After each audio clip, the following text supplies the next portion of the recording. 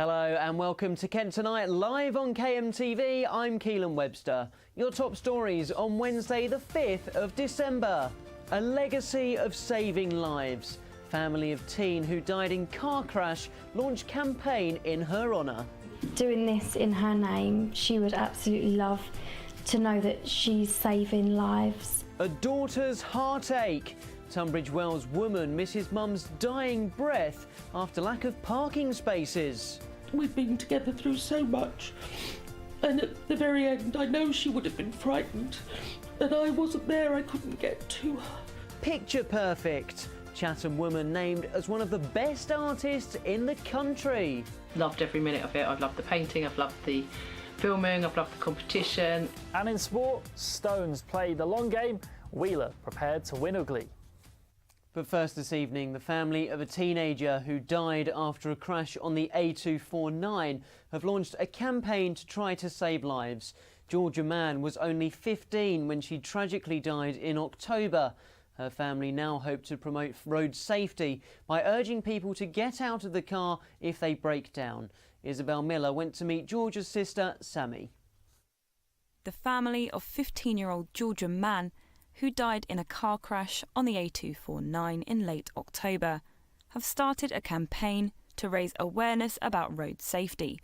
As a part of their campaign, you can get a bag that says the hashtag "if you break down, get out." In the bag you can get 2 foil blankets, which are much bigger than they look here, and a high-vis jacket so that you're seen at night time and you're as safe as possible if you do get out of your car. Georgia's sister Sammy hopes that people will be as safe as possible in doing this. But what people don't realise is that getting out of your car is actually the safest thing to do if you're broken down. A lot of people don't seem to know. They think that they're safer inside their car, obviously because they will think they've got the car surrounding them. My sister, she was in the car. There were people out of the car. They survived and she didn't. It just shows that that is the safest option. Her family is also proud of how she saved 4 lives through organ donation, saying she's always found joy in helping people.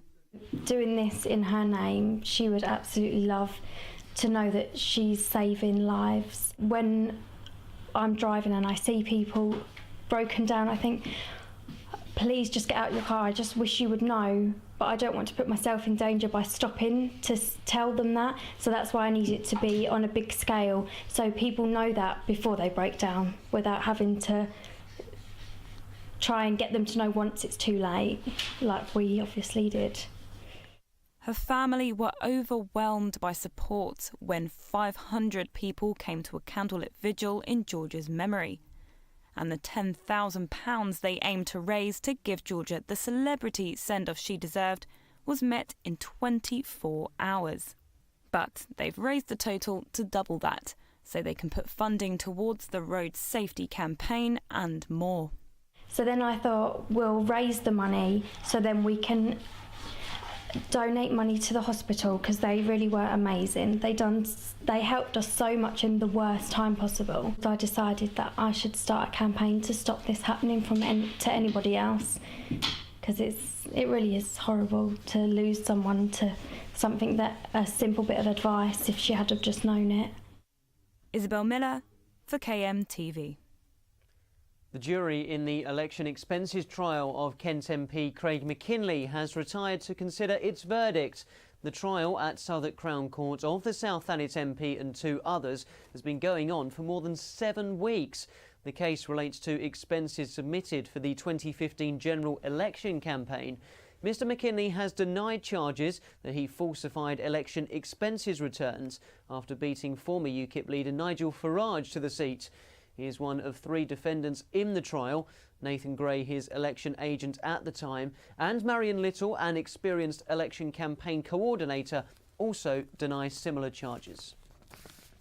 A daughter missed saying a final goodbye to her dying mother at Tunbridge Wells Hospital because she says she wasn't able to park her car. Lorraine Griffith spent close to half an hour trying to find a parking space at the hospital. And by the time she'd arrived on the ward, she was told her mother Phil had passed away. Cameron Tucker has the story. My heart was in my mouth because I knew in my heart that she was going. Lorraine Griffith says her mother Phil was her world. She described her as vibrant, elegant, the life of the party. A long-standing member of the Tunbridge Wells Operatic and Dramatic Society, testament to that. She had been unwell for several years, but on the 29th of May, Lorraine endured what she says was an appalling experience. Lorraine received a call from nurses saying her mother was distressed and suffering. She immediately got into a car and rushed straight to hospital. When she eventually got here, she was met with a scene like today, a packed car park, and it took her 15 to 20 minutes to find an available parking space. By that time, and when she eventually got onto the ward, she was told it was too late. I was driving round and there was absolutely nowhere to park. With the benefit of hindsight, I should have just abandoned the car somewhere. But you don't like to do that at a hospital because you never know, who or what you might be in the way of. We'd been together through so much, and at the very end, I know she would have been frightened, and I wasn't there. I couldn't get to her. Lorraine's story comes a matter of weeks after Tunbridge Wells Hospital admitted it was built with inadequate parking. Nearly 447 visitor bays for a 512-bed hospital. In a statement, the Maidstone and Tunbridge Wells NHS Trust said they were extremely sorry that the family was not able to be with the patient at a very sad and difficult time. They added that while no words could adequately address their loss, their heartfelt and deepest sympathies were extended to the family, and they wish the circumstances could have been different.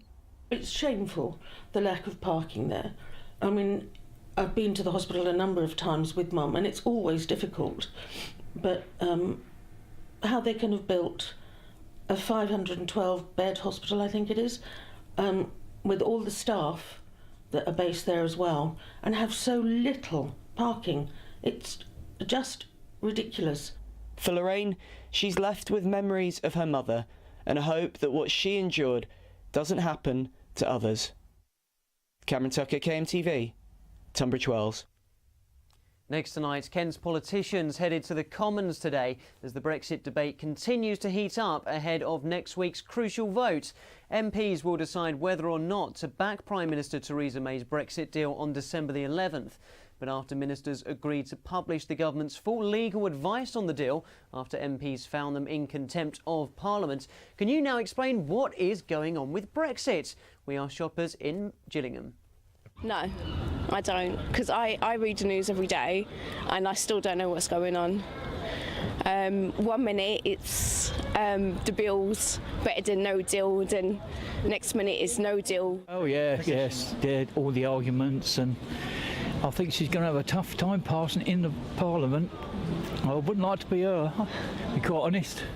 People do get confused by Brexit because right now there's a lot going on and it's just not said clearly to the public what's happening, so people are getting confused as to what is actually going on. I don't think that they can, because obviously what we're told is heavily filtered anyway, really, and I think everybody's sick of it, as everyone is saying, but even if you try to follow it, and I've probably followed 4/5 of it, but it is so difficult to see what the options are and all the rest of it. No, I haven't got a clue. Bye. Literally falling apart. Shoppers in Medway there. But what about you? Have you got a clue what's currently going on with Brexit? Let us know using the hashtag KentSays on social media. I'm joined now by someone who has got a bit more information on what Kent MPs are saying ahead of next week's vote. It's our reporter, Poppy Jeffrey. Poppy, what are Kent MPs having to say? They really are split. I mean, there's been a lot of drama in the House of Commons in the last couple of days. Theresa May has obviously suffered these 3 defeats. So, obviously, they were found in contempt of court in contempt earlier today. Obviously, MPs have agreed to publish the full details of why they were in contempt of Parliament, and lots of this legal advice coming out. So very, very dramatic stuff, and obviously we don't know how they're all going to vote at this stage, but we do know 8 MPs are poised to vote against the deal later on this month, including Charlie Elphicke, Damian Collins, Craig McKinley, Tracy Crouch, Rosie Duffield, Adam Holloway, Raymond Chishti and Gordon Henderson, who's the MP for Sittingbourne and Sheppey, who we spoke to get his to find out where he stands.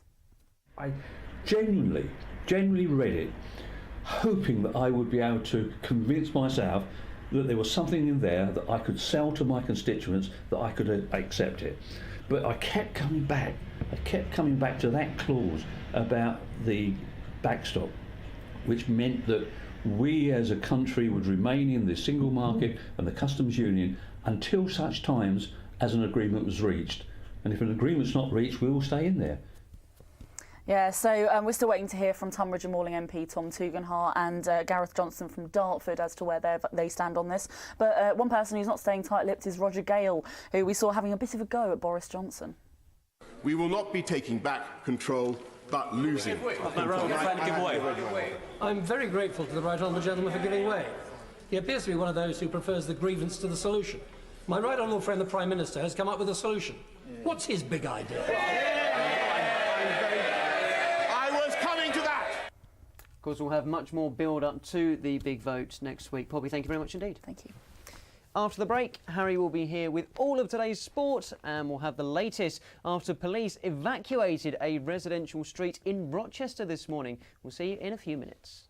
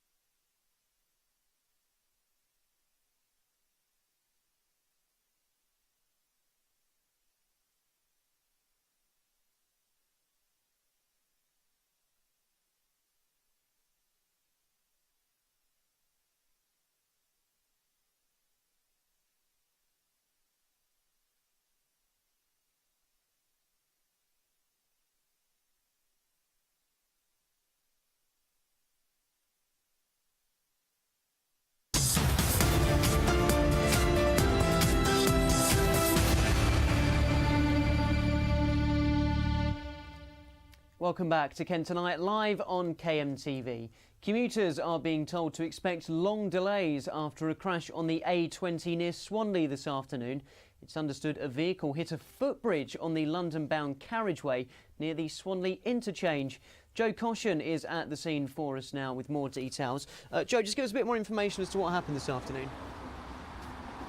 Yeah, thanks, Keelan. Shocking scenes with that incident this afternoon. As you can see behind me, this is the A20 in Swanley. Half of it in complete darkness. The other half, as you can see, some of the traffic building up on that slip road, on the coastbound road. Now, that's because a vehicle hit a small crane of a vehicle hit a bridge this morning, and the arm of a small crane was left as debris in the road, which closed the road for more than 5 hours. Now you can see by some of these pictures with what looks like the debris left of the digger that snapped off. Now this is a very fast road and officers had to determine whether there was any damage to the footbridge at the time, and obviously to make sure it was structurally sound, to make sure it's not going to collapse. We've seen that in the county before. They have done so. That is why they have now reopened the coastbound road of the A20, but the London-bound road remains closed into this evening and into rush hour. Now, obviously, the main news coming out of this, a driver was arrested. We can now reveal he was arrested on suspicion of driving whilst unfit through drugs and through dangerous driving. No other injuries have been reported, though, and we will obviously, some of these delays are going into this evening. Some of the police are advising drivers to use alternatives roads, but as we've travelled here this evening, we've seen a very difficult circumstances to get here, the M25 and the A23 gridlocks. And this is not the only incident we've seen on this road during recent weeks, is it? No, that's right. It is just 2 weeks ago we saw a very fatal crash here on the A20. That was when two drivers were trying to attend to another motorist who had been caught up in a crash in an overturned car and unfortunately were hit by another car passing by, and both were killed. Very shocking circumstances, and in that case the road was shut for more than 12 hours. In this case, officers are working into the evening to clear the road of debris. As you can see, the coastbound road is now open. The London-bound road is expected to be open later this evening, but definitely by tomorrow. Updates throughout the evening for you, Joe. Thanks very much indeed. Next tonight, homes have been evacuated and a bomb disposal unit was sent to a residential street in Rochester this morning. Services were at the scene on Dale Road for around 5 hours, and their search of a property led them to find a suspicious item, as Phil Welbrook went to find out. A bomb disposal van, forensic units and a wall of police cars. It might seem like something out of an action movie, but this was what greeted residents in Rochester this morning, as many awoke to find homes being evacuated and one end of the street cordoned off to the public. Now, residents in Rochester here are understandably quite concerned with what they've seen here this morning, some of whom looked out of their front window this morning to find a bomb disposal squad at their doorstep. Now, obviously the fire brigade has moved on, but there's still been a strong police presence here in the area. 2 homes were evacuated after police found a suspicious item inside one of the properties. The bomb disposal unit was called in, and experts were working to fix the problem for around 5 hours. Crews first arrived at the scene at 8 o'clock this morning, with Kent Fire and Rescue also in attendance, and the road only reopened at around 1:30. The scene came as an understandable shock to the local community. It's fairly quiet around here. It's a family area. We don't normally have bomb disposal teams cruising about, so that's very worrying. We've not had anything like this before. No, this is definitely a first. Hopefully it's nothing and nobody has actually come to grief, really, and yeah, presumably it'll, whatever the problem is, we'll find out and then it will just all return back to normal. Police were first alerted to the issue after a woman was making alleged threats yesterday in Gillingham. And a spokesperson for Kent Police said they were called at 3:30 yesterday to a report of a woman making threats towards a person in Barnsole Road in Gillingham. And as part of ongoing inquiries, a house on Rochester's Dale Road was being searched and suspicious items were found inside the property. As a precaution, 2 houses nearby have been evacuated and a Ministry of Defence explosive ordnance disposal unit was called, along with Kent Fire and Rescue Service. They did also make it clear that inquiries into the circumstances are still ongoing. The road has since reopened earlier today, but locals no doubt will be hoping to wake up to a slightly calmer setting tomorrow morning. This is Phil Welbrook for KMTV in Rochester. The disrupted roadworks in Tunbridge Town Centre are finally set to end tonight. Since the end of July, work has been taking place around Tunbridge Station to improve both the roadworks and pavements in the area, but it's been causing havoc for motorists. Last week, the work shifted from daytime to resurfacing work at night, but it's now finally set to come to an end, much to the relief of drivers. Having said that, there's still no end date for the work on the pavements. The number of children in Kent who face being homeless this Christmas has more than trebled in 5 years. Figures given to KMTV show more than 2,000 under-17s in the county don't have a permanent home. The worst rise in the number of homeless children in Kent comes in Thanet, where the cases increased by nearly 1,300%. Homeless charity Shelter has called the numbers frightening, with statistics also showing a more than 400% rise in both Medway and Dover. Now with news of how Maidstone United plan to escape the National League relegation places, here's Harry with the sports.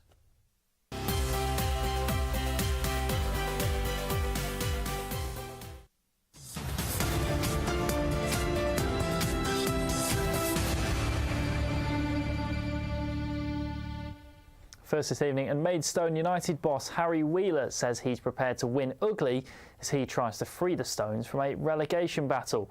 Wheeler's defensive approach has been questioned by supporters with some discontent over long ball football, but he believes it might be the right way to go if his side are to move clear of the drop zone.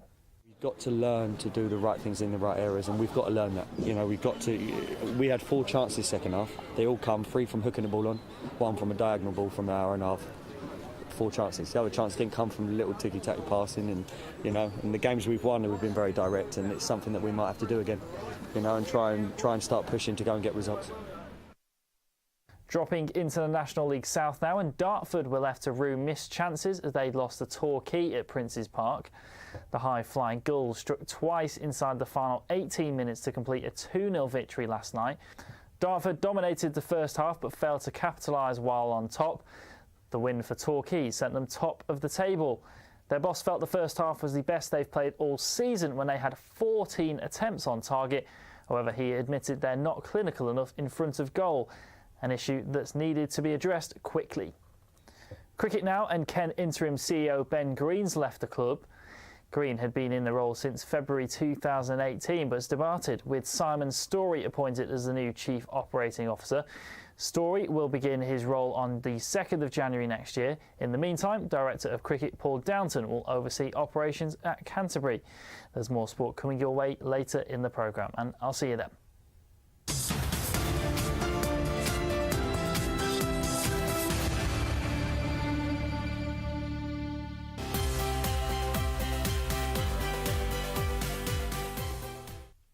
Don't forget you can keep up to date on all things going on in Kent by visiting our website kmtv.co.uk. You can check out some of our latest stories from across the county, like this video about migrants being intercepted off the coast of Dover. This footage shows the moment a dinghy carrying migrants was intercepted in the channel at around 3 a.m. this morning. Over the past 2 weeks, there have been a spate of incidents where more than 90 people have been trying to reach UK shores. The latest incident happened here near the Port of Dover in the early hours of this morning. A dinghy was intercepted whilst trying to cross the channel. In total, there were 3 men, 2 women and 4 children, one believed to be just 18 months old, who said they are Iraqi. The police alerted the border force just after 3 a.m, who then brought the migrants to officers in Dover. But some councillors in the area say they are increasingly concerned. I'm in 2 minds in it. I'm a father with 3 children, and when I hear that a boat is trying to cross at night with children on board, as a parent, I'm really upset about the children and about the family situation. As someone as a British citizen and on the local authority, I'm worried about safety, I'm worried about which kind of people are coming in, why are they unchecked. We have to get that balance right. As a local authority, I think we should engage more with local people to explain who was on board, why they were coming here, what happens to them after they're here, frankly to put people's nerves at rest. I also think more needs to be done about the ongoing migrant crisis, with 40 people this month trying to cross the English Channel, being detected either in France or Folkestone or Dover, so that we can, prevent anyone ending up on this beach washed up as a dead body. It's not only people just coming in, It affects our hospitals, which are collapsing under the weight of things. Our schools, we can't really take any more. They should be turned back. I'm all for Dover, and I think we should start looking after our own people first. Terribly sorry, but that's how I feel. A Home Office spokesperson said a Border Force cutter and a coastal patrol vessel were deployed and intercepted a dinghy off the Kent coast with 9 people on board. The 9 were taken on board the cutter and were brought into Dover, where they were met by Border Force officers. All are medically well and have been transferred to immigration officials for interview. The UK Border Force are on high alert as more migrants are expected to make the treacherous crossing in the coming months. And for the hundreds coming to Kent for a better life, they'll be hoping it doesn't cost them their lives. This is Christina Curtis for KMTV.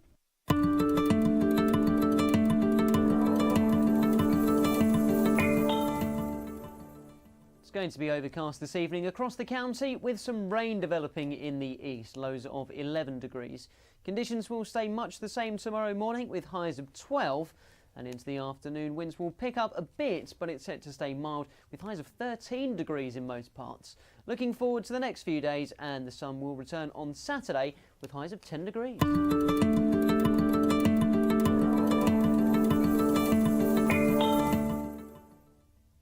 Coming up, we meet the Chatham artist who has won the UK's Landscape Artist of the Year. We'll see you in a few minutes' time.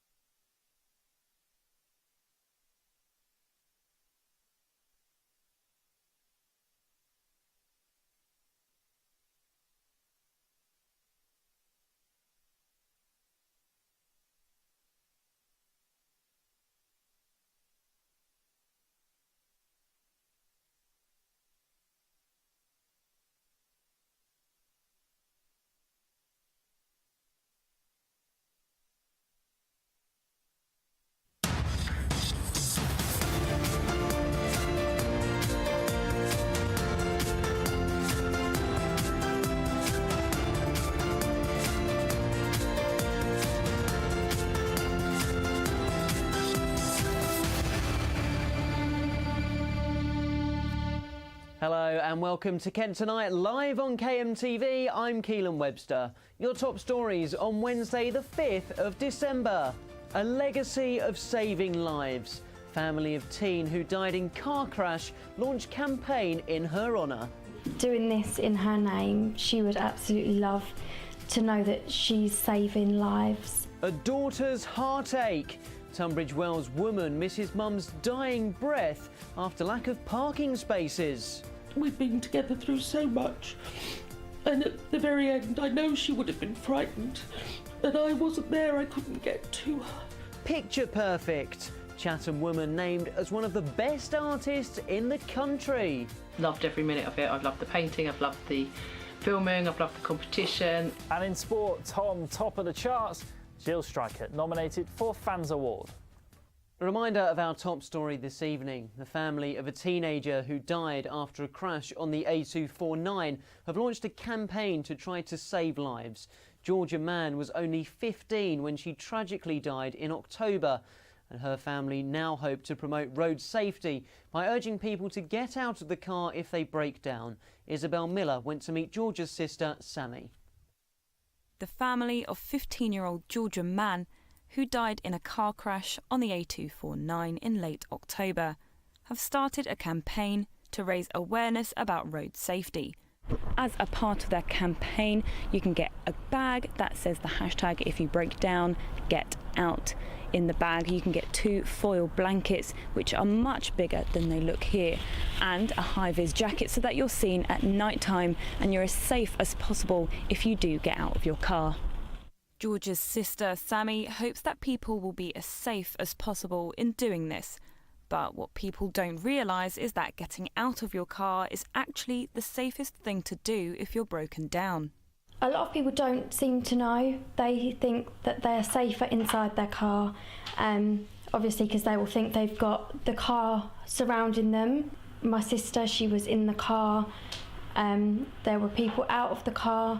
They survived and she didn't. It just shows that that is the safest option. Her family is also proud of how she saved 4 lives through organ donation, saying she's always found joy in helping people. Doing this in her name, she would absolutely love to know that she's saving lives. When I'm driving and I see people broken down, I think, please just get out of your car. I just wish you would know, but I don't want to put myself in danger by stopping to tell them that. So that's why I need it to be on a big scale, so people know that before they break down, without having to try and get them to know once it's too late, like we obviously did. Her family were overwhelmed by support when 500 people came to a candlelit vigil in Georgia's memory. And the £10,000 they aimed to raise to give Georgia the celebrity send-off she deserved was met in 24 hours. Isabel Miller for KMTV. A temporary supermarket has opened almost a month after Morrison's in Folkestone was destroyed by a fire. The Cheriton Road store opened this morning and is based in the car park of the main shop, which burnt down on November the 8th.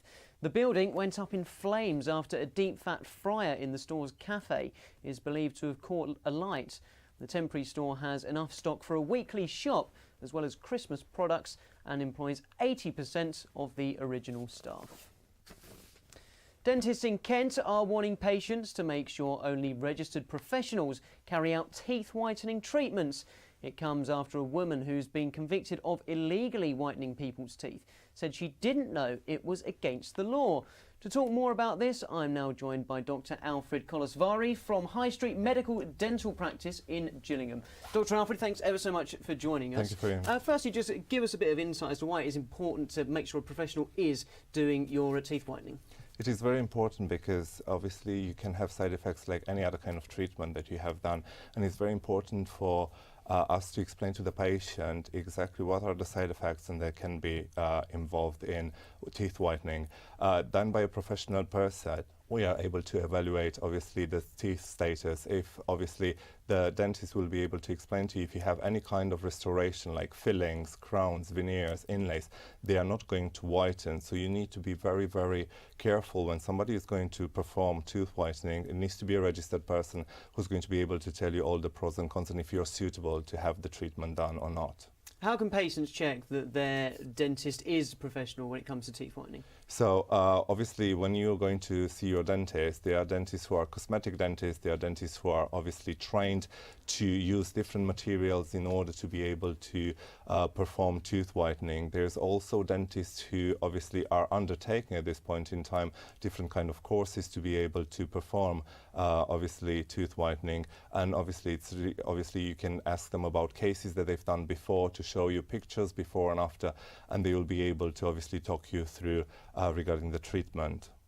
And in your experience, have you found that it is becoming more popular, that people are beginning to get teeth whitened? It does become very popular, and in my experience, and obviously in the rest of my colleagues, I can see an increase in numbers of patients who are asking for cosmetic procedures such as tooth whitening.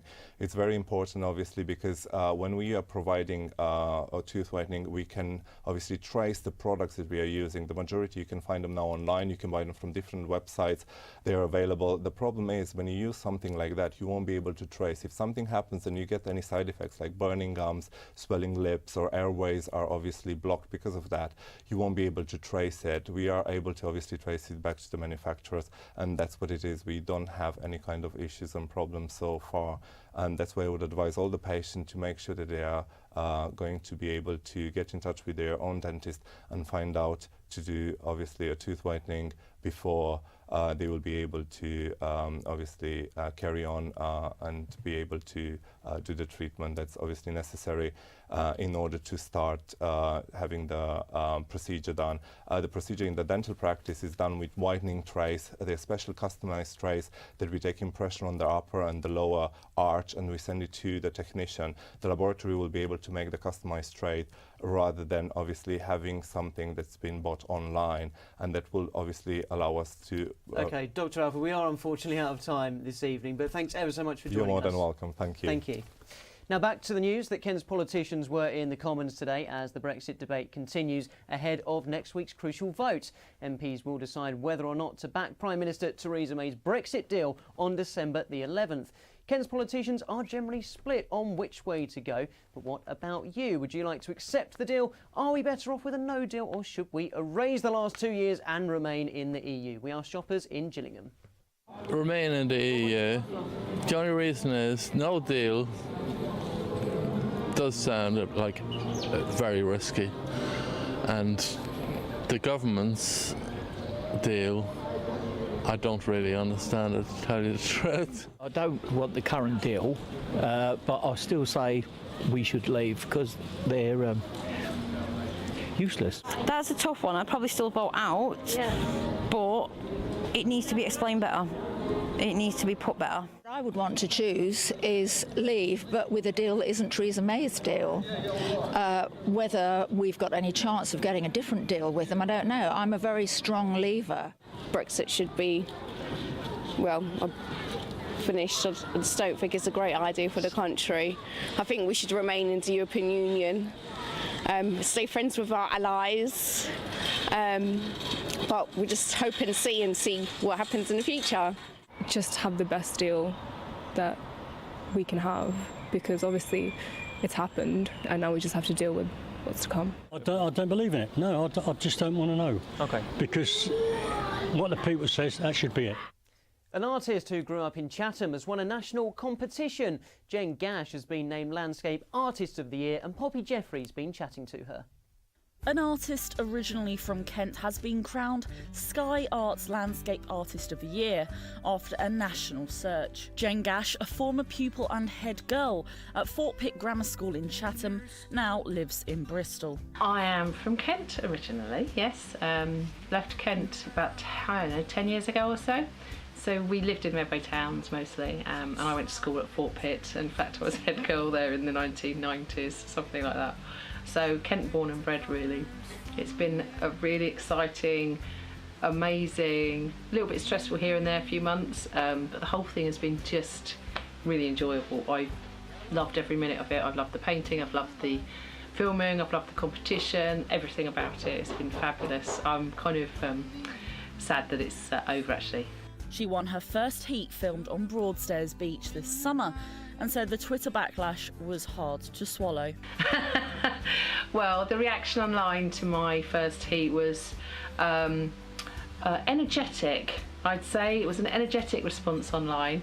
But after kind of about 4 or 5 days, I was quite stunned at the quantity of strong feeling, I would say, about my work and about me winning the heat. Was quite a shock actually. In the final, she faced 2 other artists as she tried to paint a scene of London from the top of Greenwich. I kind of did this sort of wail, high-pitched wail for a few seconds. As the shock sort of took over me, and then I just sobbed for about half an hour at least, and then I was completely and utterly in shock for days. She won a £10,000 commission to go pride of place in the Imperial War Museum. But what's next? Trying to just sort of figure out where my artwork fits in terms of the art world, and I'm going to get some mentorship and discussions with people to figure that out, because it's a world that I'm quite new to in that way, so we'll see. And I would really like to do some more media work because I just loved the whole television experience.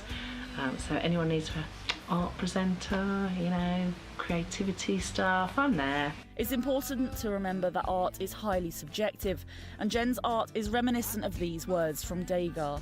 Art is not what you see, but what you make others see. This is Poppy Jeffrey for KMTV in Bristol.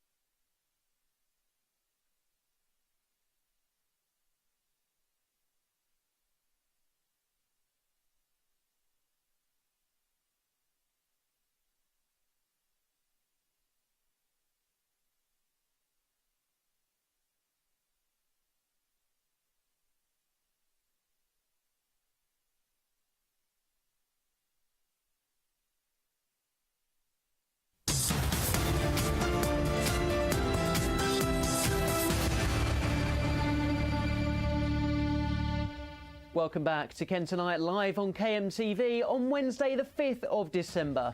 In case you missed it, if the car breaks down, get out. Family launched campaign to honour car crash victim. There were people out of the car, they survived and she didn't. It just shows that that is the safest option. Hospital horror. Daughter misses mum's dying breath because there were no parking spaces. My heart was in my mouth because I knew in my heart that she was going. Best in the country. Chatham woman named Landscape Artist of the Year. It's been fabulous. I'm kind of sad that it's over actually. And in sport, Gulls get the goals. Dartford undone by high-flying Torquay. Time now for your pick of the papers with a look at what's making the news in print, online and radio across Kent. Earlier on today, I spoke to KMTV's Alex Crean, who started off by telling me about delays to the opening date of a new cinema in Ashford. A new £75 million leisure complex in Ashford, Elwick Place, which will have a 6-screen picture house cinema, has been delayed because of a faulty electricity cable. Now, it was meant to open last Saturday, but it's been delayed to this Saturday, so not a huge delay, but quite significant on a project that's actually cost so much money.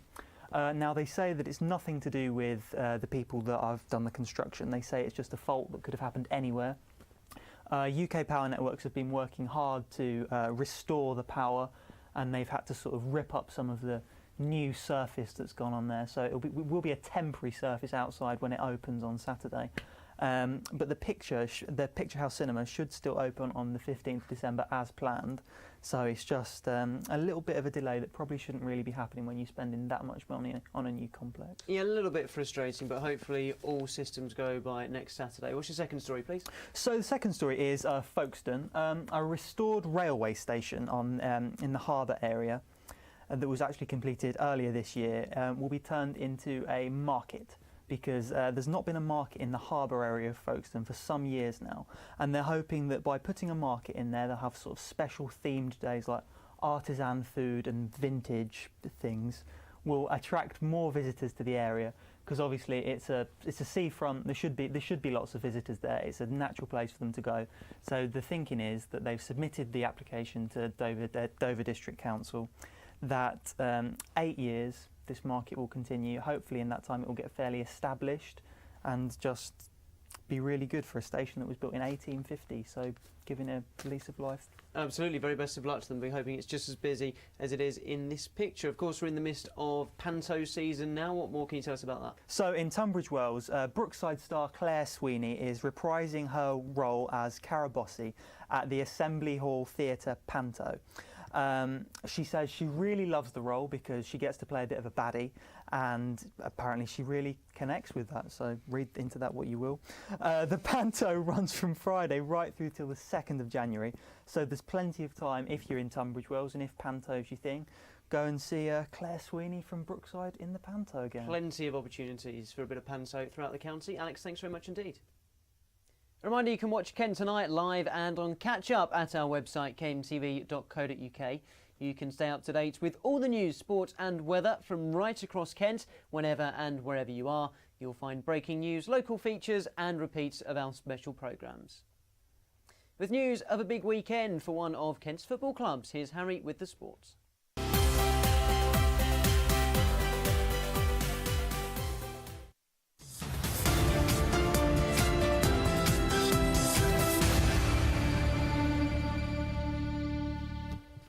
Snooker first, Harry. Barry Hawkins making his mark on a major tournament. Yeah, that's right. Really getting to the business end now of the UK Championships, the York Barbican. He's through to the last 16 after beating Gary Wilson 6-4. Now, he did actually trail in that game 3-1, but won 4 frames in a row to make it 5-3, as I say, before eventually winning 6-4. And that included 7 breaks of more than 50 as well. So not bad going for Hawkins there as well. And that tees up an exciting 4th-round tie with another Englishman, Kieran Wilson. And if he wins that, he could then face Thailand's Sunny Akani or Stuart Bingham. Stuart Bingham probably being the one that most people know from that one as well. Ronnie O'Sullivan, of course, he's still left in the competition as well. He won today after going 1 frame down. He then won 6 in a row. So Ronnie O'Sullivan back to his ruthless self as well. But fingers crossed for Barry Hawkins in this one as well. Hopefully he can get his hands on the prize. Now, another man hoping to pick up an accolade is Gillingham striker Tom Eaves. The informed frontman's been nominated for League One's Fans Player of the Month for November, and he's bagged 3 goals in 5 games during the month to remain the joint top scorer in the division. Eaves is alongside 5 other players, including Charlton's Joe Aribo, Aidan McGeady of Sunderland and Luton Town's Elliot Lee, who scored against the Gills during November. Now, Hythe Town can make a significant move in the Bostik South East promotion race on Saturday. Hythe won 2-0 at Guernsey last weekend, with Zach Ansar notching his 23rd goal of the season already. The top 8 teams are all playing each other this weekend, with Sam Denley's side hosting the league's most informed side, Horsham. Hythe are yet to lose a league game at home during the whole of 2018, and victory on Saturday could see them leap into the 2nd place of the table. And you're up to date on sport from across Kent for today. We'll have more for you at the same time tomorrow.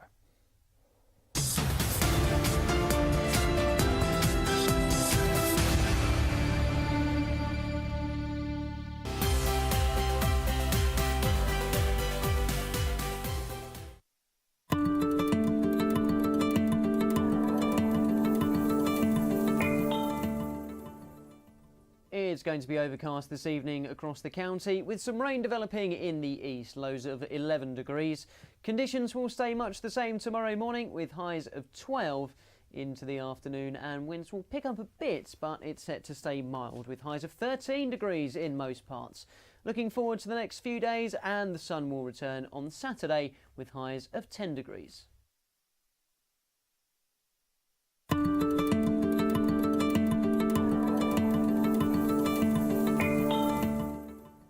Coming up after the break is our business show, Chris & Co.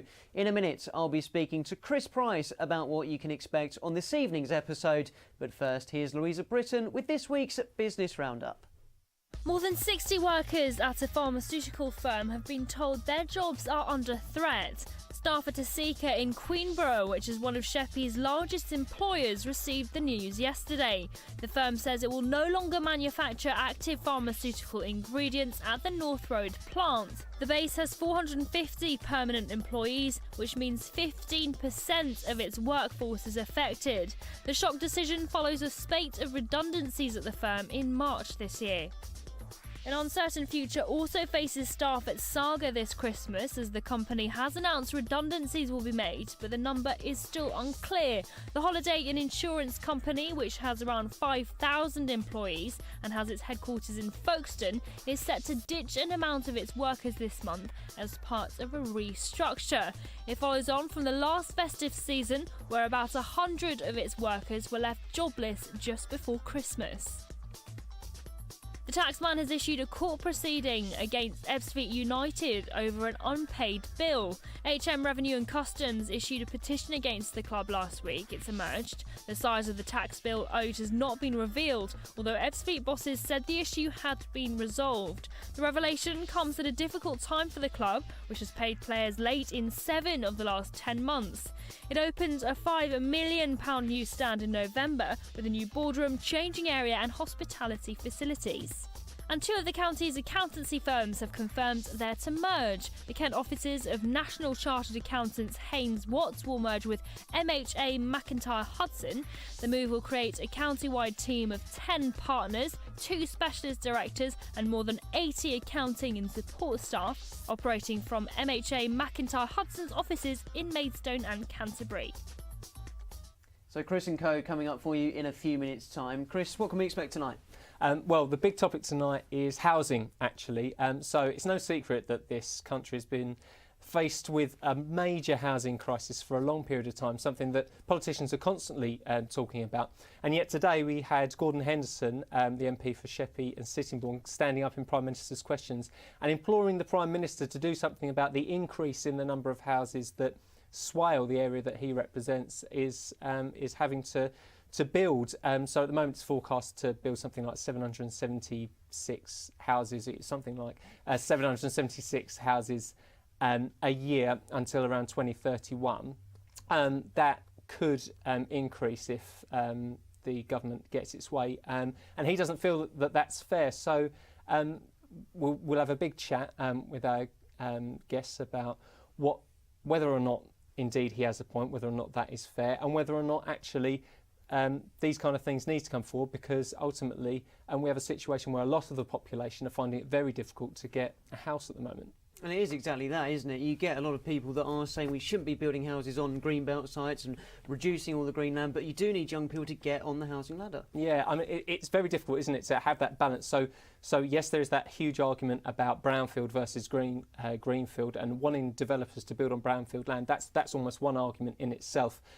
But you have this huge social impact of people not being able to get on the housing ladder, house prices getting higher and higher and further out of reach of those first-time buyers, and that causes a lot of social unrest, the kind of social unrest that leads to big political changes and unhappiness with the political parties out there. So it's in the interest of politicians to get this right, and certainly the developers are willing to do it. It's just about getting that balance right. And very quickly, of course, you couldn't be able to get through a show at the moment without talking about Brexit. That's on the menu, of course. Yeah, of course. So there are these big concerns about no deal. So yesterday we had the votes in Parliament, one of which meant that Parliament will effectively take control of what the future will be if indeed the Prime Minister's deal is voted down. So we'll be talking about whether or not businesses are prepared if no deal happens. OK, very much looking forward to it. That's Chris and Co coming up for you in just a few minutes' time. You've been watching Kent Tonight live on KMTV, and we'll be back with you from 5:30 tomorrow. See you then.